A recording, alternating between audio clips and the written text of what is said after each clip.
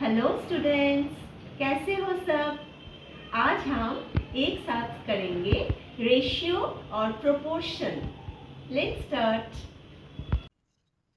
Hello students, आज हम एक साथ करेंगे proportion. What is proportion? An equality of two ratios is called proportion. If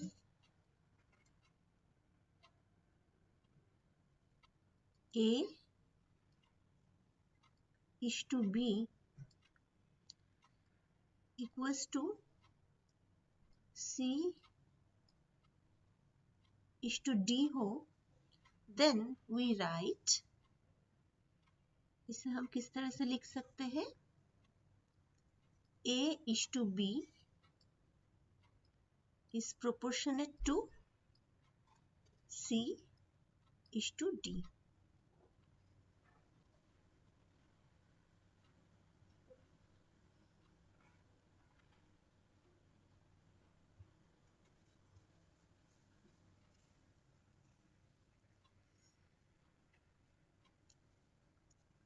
The numbers A, B, C, D are in proportion if the ratio of the first two is equal to the ratio of the last two.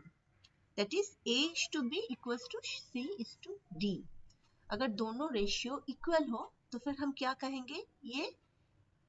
ये जो 4 terms है ना, A, B, C and D, ये proportion में है. Okay.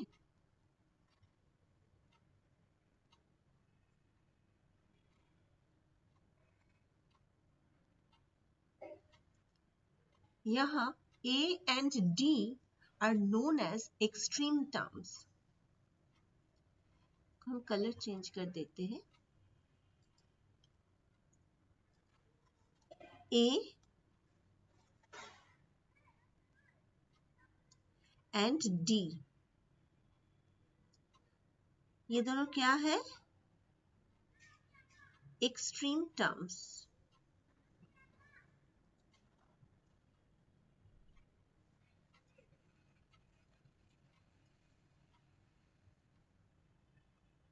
Okay. First और last, ये दोनों है एक्सट्रीम टर्म्स. और मिडिल का जो दो टर्म है ना, B and C,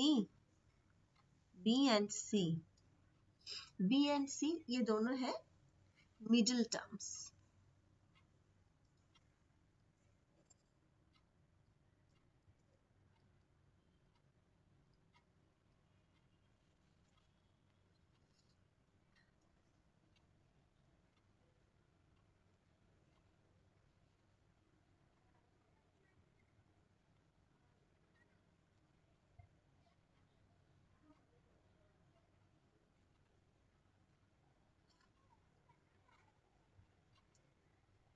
If A, B, C, D are in proportion, then the product of extreme terms is equal to the product of middle terms. यहाँ पर एक फॉर्मूला हम हमेशा याद रखेंगे. वो क्या? The product of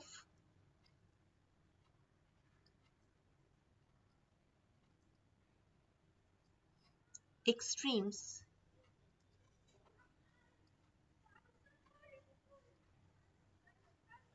equals to product of means. means मतलब middle.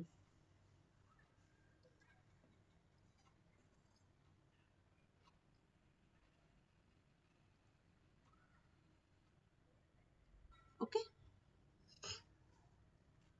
मतलब अगर हम कहें 5:10 equals to 20:40, यहाँ पर the product of extremes is always equals to product of means होगा. मतलब अगर हम कहें कि 5, 10, 20 and 40, ये 4 टर्म्स प्रोपोर्शन में है, तो फिर हमेशा प्रोडक्ट ऑफ एक्सट्रीम्स और प्रोडक्ट ऑफ मीन्स इक्वल होगा। देखो प्रोडक्ट ऑफ एक्सट्रीम्स क्या आएगा, 5 इंटू 40। देखो 5 इंटू 40 क्या आया, 200। ये क्या है, प्रोडक्ट ऑफ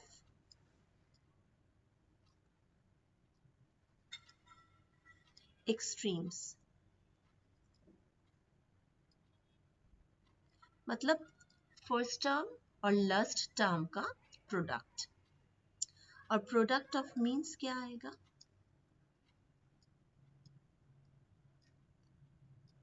मिडिल का जो दोनों टर्म है, मतलब 10 इंटू 20। इसका भी देखो वैल्यू क्या आया, 200। सो अगर product of extremes and product of means equal आया तो फिर हम ये कह सकते हैं कि यस 5, 10, 20 एंड 40 ये 4 टर्म्स प्रोपोर्शन में है। और हम इसे इस तरह से लिख सकते हैं कि 5:10 proportionate to 20:40। अगर product of extremes and product of means equal ना हो तो फिर हम लिखेंगे कि ये 4 टर्म्स प्रोपोर्शन में नहीं है। Okay, so this is the formula, product of extremes equals to product of means।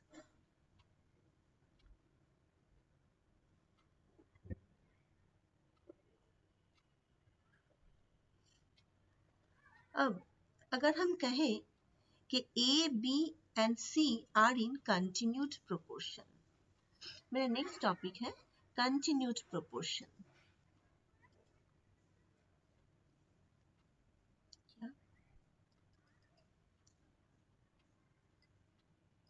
continued proportion,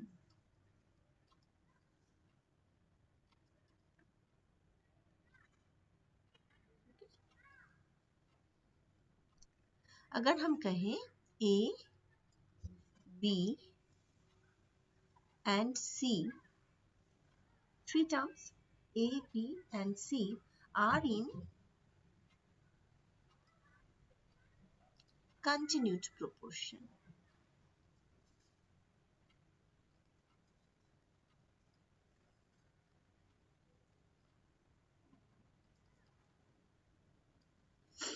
that means ये जो मिडिल का टर्म है B, ये 2 बार आएगा, मतलब A is to B is proportionate to B is to C। Okay, तो फिर यहाँ पर product of extremes equals to product of means होगा, सेम फॉर्मूला। तो फिर हम क्या लिख सकते हैं,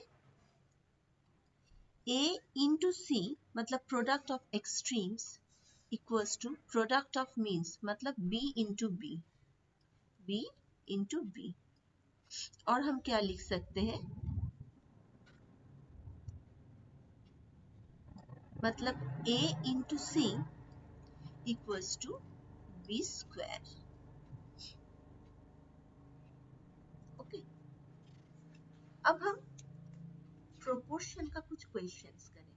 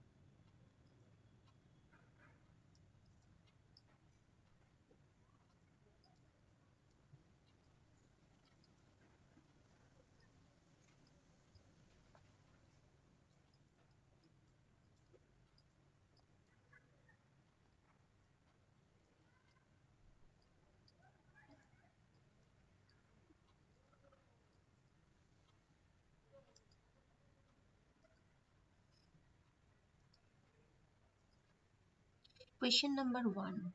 The first, third and fourth term of a proportion are 12, 8 and 14 respectively. Find the second term. So let the second term be x.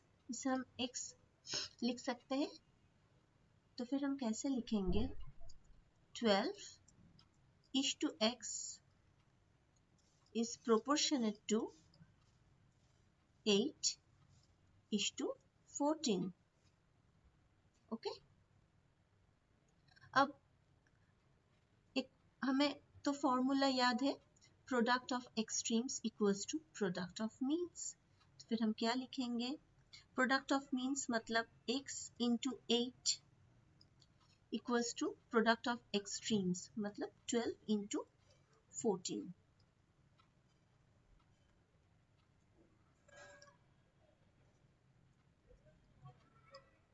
So x equals to 12 into 14 और ये 8 अगर इक्वल्स टू साइन का right side में आ जाएगा तो फिर 8 denominator में आ जाएगा. अब इसे सिंप्लीफाई करो. 4 2 ज़ा 8, 4 3 ज़ा 12, 2 से करो 2 7 ज़ा 14. सो x का वैल्यू क्या आया? 21. So the second term of the proportion is 21.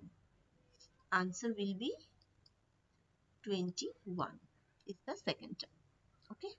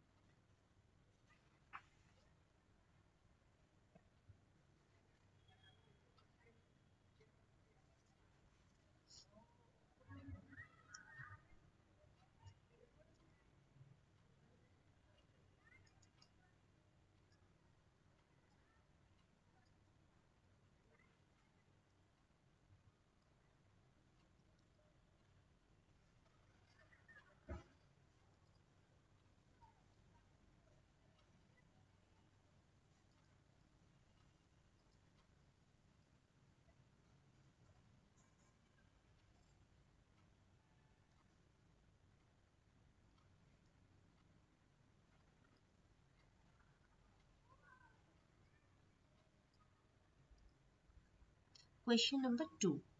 If 3x and 12 are in continued proportion, find the value of x.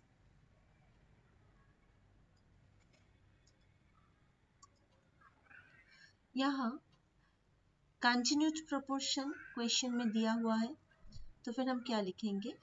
3:x is proportionate to x is to 12, क्योंकि कंटिन्यूड प्रोपोर्शन में middle का जो term होता है वो 2 बार आता है. Middle का टर्म यही है सेकेंड टर्म और यही है third term. So x is the second term and x is also the third term. So अब हम फॉर्मूला अप्लाई करेंगे.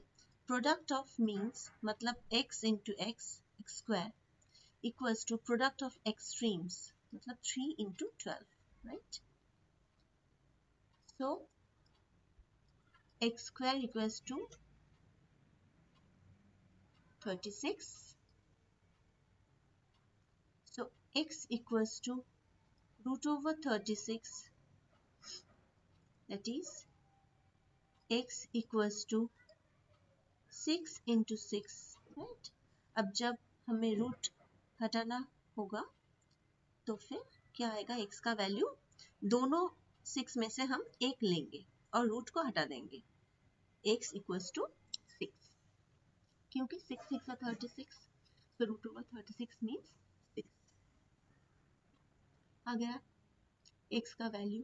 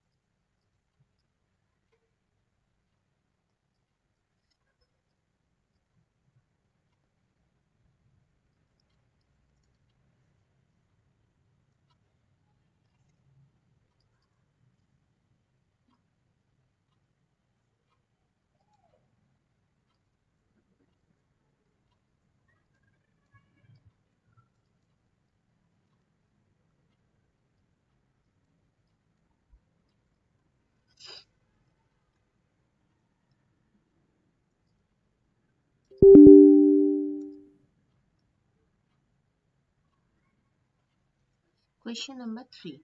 The ratio of the length of a school ground to its width is 5:2. So length और width का ratio यहाँ पर question में क्या दिया हुआ है? 5:2. Okay. Length is to width, ये क्या दिया हुआ है? 5:2. और यहाँ पर फाइंड द लेंथ, लेंथ को हमें फाइंड करना है और विथ का एक्चुअल वैल्यू भी दिया हुआ है. विथ का एक्चुअल हम क्या करेंगे? Let the length of the school ground be x. First में हम लिखेंगे let the length of the school ground be x. Okay, तो लेंथ हमें पता नहीं x और विथ हमें पता है 50 मीटर. तो ये है हमारा proportion length into with equals to x is to 50. और लेंथ और विथ का रेशियो क्या दिया हुआ है? 5:2. ये प्रोपोर्शन है टू x इज टू 50, क्योंकि विथ है 50 दिया हुआ है और लेंथ हमें निकालना है. हमने एज्यूम कर लिया क्या लेंथ का क्या वैल्यू आएगा? x. Okay, so 5:2 is proportional to x is to 50. और अब हमें फॉर्मूला अप्लाई करना है कि product of means equals to product of extremes. हमें पता है ये फॉर्मूला.